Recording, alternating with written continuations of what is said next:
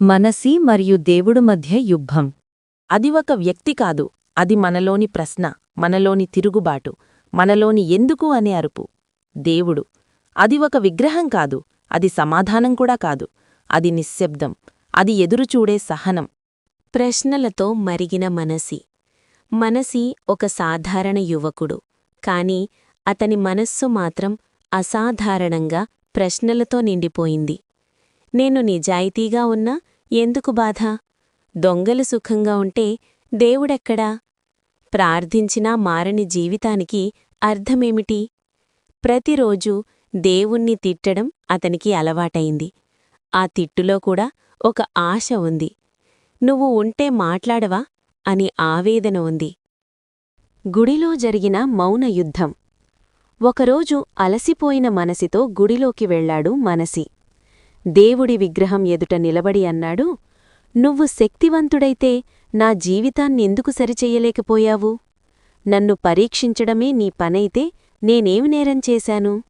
దేవుడు మాట్లాడ్లేదు, కాని ఆ మౌనం మనసిని ఇంకా కోపపెట్టింది. ఇదేనా నీ జవాబు, మౌనం? అదే క్షణం మనసి లోపల మరో స్వరం వినిపించింది. లోపలనుంచే మొదలైన యుద్ధం.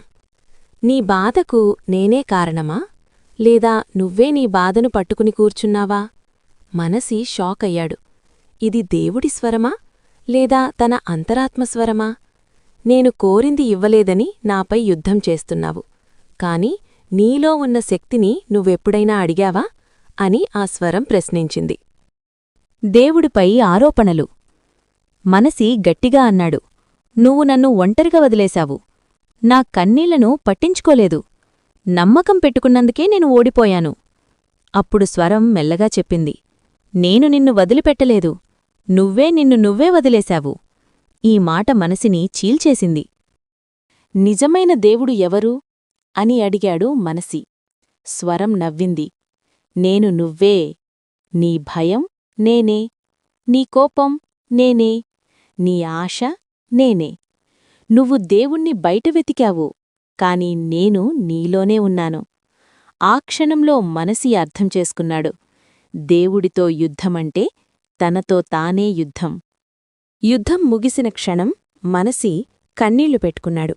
కోపంతో కాదు, అర్థం చేసుకున్న ఆనందంతో.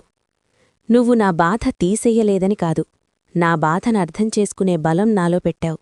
దేవుడు గెలవలేదు, మనసి ఓడిపోలేదు, యుద్ధం ముగిసింది. ఎందుకంటే ఇద్దరూ ఒక్కటేనని తెలిసిపోయింది. సందేశం. దేవుడితో మనిషి చేసే యుద్ధం.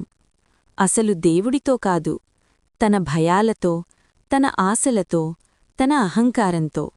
దేవుడు బయట కాదు, మనిషి లోపలే. అర్థం చేసుకున్న రోజునుంచి యుద్ధం శాంతిగా మారుతుంది. Friends, please subscribe, like, share and comment మన ఛానల్.